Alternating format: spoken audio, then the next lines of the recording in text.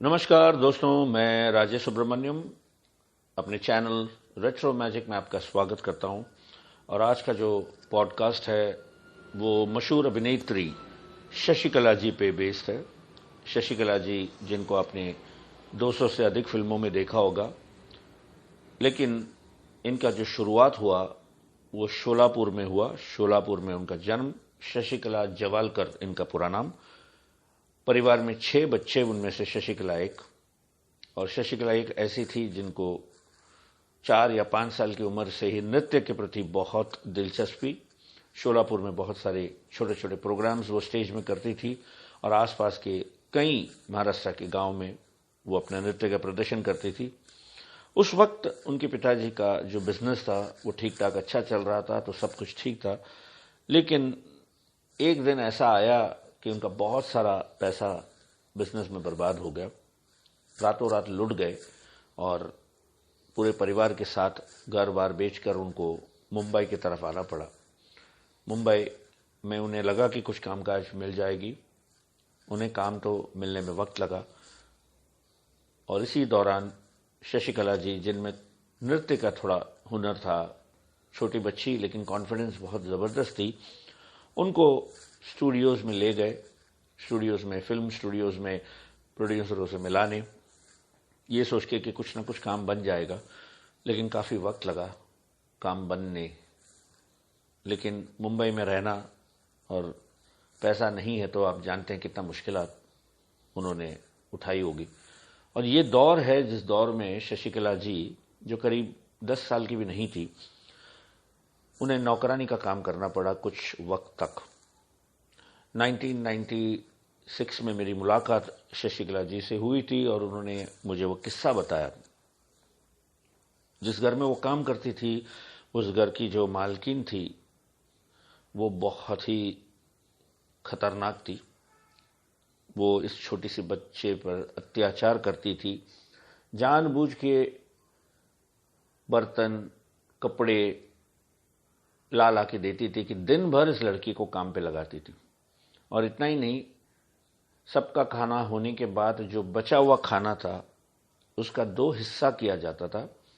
पहला हिस्सा जाता था घर के जो पालतू कुत्ते के लिए और जो दूसरा हिस्सा इस छोटी सी शशिकला के लिए। आप समझ सकते हैं क्या गुजरी होगी इस बच्चे पे उस वक्त। इतवार के दिन 2 घंटे की छुट्टी होती थी।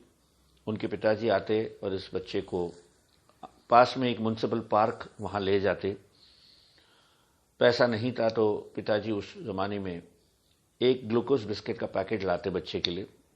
और शशिकला जी कहती थी मुझे कि पूरा पैकेट में खा जाती, इतना भूख लगता था मुझे। और फिर पानी पी के बाबा की गोदी में मैं सो जाती थी। वो 2 घंटा जिंदगी का सबसे सुकून वक्त था मेरे लिए। और उसके बाद जब बाबा मुझे उनके घर जहां मैं काम करती थी छोड़ के चले जाते, फिर वही अत्याचार फिर शुरू। एक दिन जब हद से ज्यादा हो गया तो बाबा को बच्चे ने बता दिया कि ऐसा ऐसा हो रहा है। तो उस दिन बच्चे को ले गए वहां से और कुछ दिनों के बाद स्टूडियो में शशिकला को मुलाकात उनकी हुई नूर जहां से, मल्लिका तरन्नुम नूर जहान। और नूर जहान जी ने देखा कि इस बच्चे में हुनर है। उन्होंने अपने शौहर शौकत रिजवी साहब से कहा कि इस बच्चे के लिए कुछ करते हैं। उस जमाने में शौकत भाई एक फिल्म बना रहे थे जिसका नाम था जीनत। उसमें शशिकला जी को ब्रेक मिला। आगे चल के कई फिल्में की दिलीप साहब के साथ, शम्मी कपूर साहब के साथ। उस जमाने में जितने भी बड़े कलाकार थे सबके साथ शशिकला जी काम करते गई। मैंने पूछा ऐसा क्यों हुआ शशिकला जी कि आप लीड एक्ट्रेस भी थी, फिर अचानक आप नेगेटिव रोल्स में चली गई, फिर कैरेक्टर रोल्स में। तो उन्होंने कहा मेरा परिवार बहुत बड़ा था और पूरी जिम्मेदारी मेरे ऊपर थी। उस वक्त मैं पैसा कमाना बहुत ज़रूरी था। मेरी समझ में ये नहीं था कि एक पर्टिकुलर रोल को ही करना है या नेगेटिव रोल करने से एक दब्बा लग सकता है। तो जो रोल मेरे पास आती गई मैं करती गई। पैसा बहुत ज़रूरी था। नेगेटिव रोल करने के बाद कुछ लोगों को लगा अब ये हीरोइन नहीं है, ये नेगेटिव रोल करेगी, तो नेगेटिव रोल मिलने लगे। आगे चल के कैरेक्टर रोल्स मिलने लगे। तो इस तरह जिंदगी चलती गई। परिवार वालों के लिए उन्होंने फिल्मों पे फिल्म करती गई, टीवी सीरियल्स किया और इस तरह अपनी पूरी जिंदगी अपने परिवार के लिए उन्होंने त्याग दिया।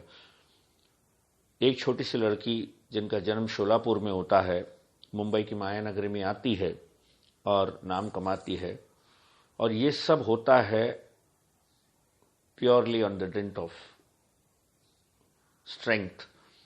कहते हैं ना, अगर आप में वो डिटर्मिनेशन है कि जिंदगी में कुछ करना है तो कर सकते हो।